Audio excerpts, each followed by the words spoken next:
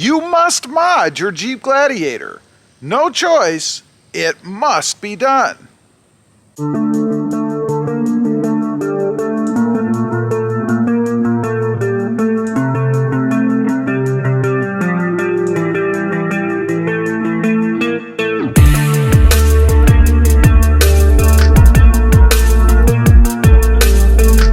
Well, good afternoon, everybody, and welcome back to Rob Motive JT. And that's right, you must mod your Jeep Gladiator. It's a given, you just have to do it. Now, let me say right off the bat, this applies really if you have a lower trim Jeep Gladiator, like a Sport or a Sport S. There are things you can do to the others, but once you start to creep up in the trim levels, they already have added factory mods as it is, so there's not a whole lot you really need to do there. So let's talk about the lower trim levels. That's what I have. I have a Sport S, actually my second Sport S. There's a few things you can do that you must do. I mean, just look at this thing. It screams to be modded, and it looks so plain without doing anything to it. So, number one, close out removal. This is what I'm talking about right here. Here's a before, and this is an after with the closeouts removed. It just exposes the tires, gives it a little bit more aggressive look on the front. But if you do that, then of course you have to change the wheels and the tires themselves. Because frankly, those skinny provided factory tires just don't look very good. It doesn't look right. You have to go with something a little bit wider, a little bit more aggressive. Again, on the lower trim levels. If you bought something on the higher end, well then you probably already have some sort of an aftermarket tire or something on the truck. So, the wheels. The wheels, they can stay the same size, and as a matter of fact, I would probably leave them the same size. I'd just go bigger on the tire. Speaking of tires, of course, again, something bigger and more aggressive. I would go with a 285/70 R17. This is if you don't want to go really nuts when we get to the optional mod at the end.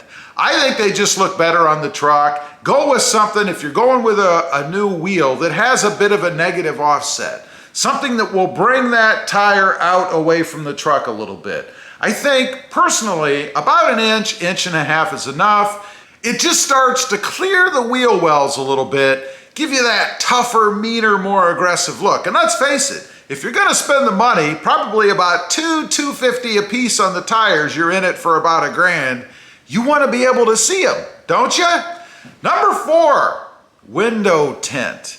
You know, it's a relatively inexpensive mod. You take it to a shop, shouldn't cost you more than about $200 to $250, and $250 is really pushing it on the expensive side. So easy to do. All you need to do are the front 2 windows. Everything else on the truck is already tinted. I would try to match it up. I typically go with about a 26 to 30, somewhere in there percent. Depends on what your tent shop offers. But I think that is a really good setup for the truck, makes it look really nice, and there's also a practical benefit to it, a useful benefit. 1, cuts down on the heat in the truck. 2, gets rid of the glare. You know, if you've ever driven on the freeway, say going to work, driving down the freeway, the sun's coming up, it's on the driver's side, it is blinding. I know, I used to do it every day. It was a drag, and it's amazing to me how much a tent can reduce that. I loved it. It's fantastic. Now, number 5, and this one kind of depends on what you're looking for, and that's the optional lift. Now, if you're gonna put bigger tires on than the 285/70s, something that's even taller, you start to get into clearance problems, so you need to go up higher. Now, let me say, I do think the Jeep Gladiator looks awesome with a lift. It really does. You increase the stance by widening the tires out a little bit, bring it up in the air. Man, does it look good. I see them all the time in my area.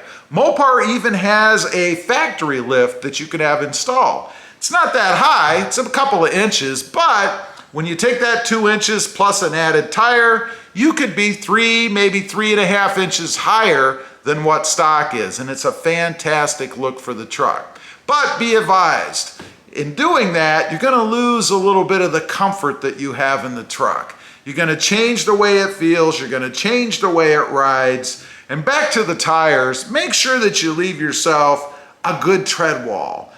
The more you shrink that tread wall, the rougher the ride is going to get. I have found out, particularly with my Tacomas, that's the case every time. I wouldn't change the coils either. When you change the coils, some people call them springs, you're going to get probably a firmer ride. Probably a ride that you're not going to like too much if you're sensitive to that kind of thing.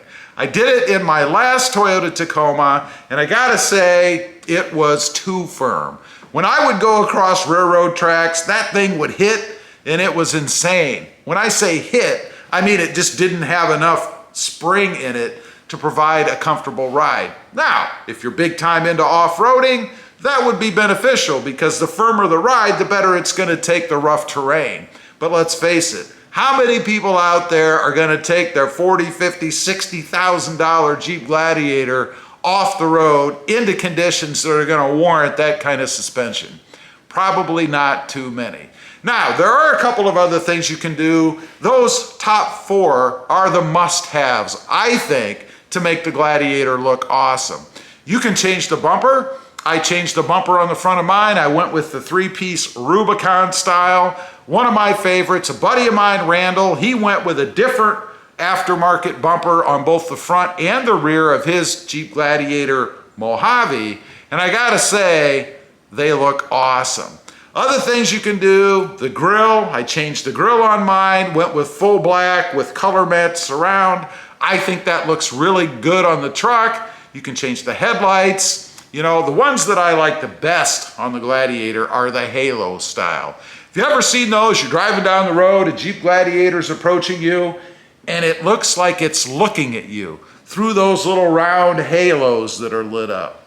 I think those are really cool. I think they should probably be standard on every Jeep as a kind of a standalone feature, making the Jeep Gladiator a little bit more unique than, let's just say, the regular Jeep Wrangler.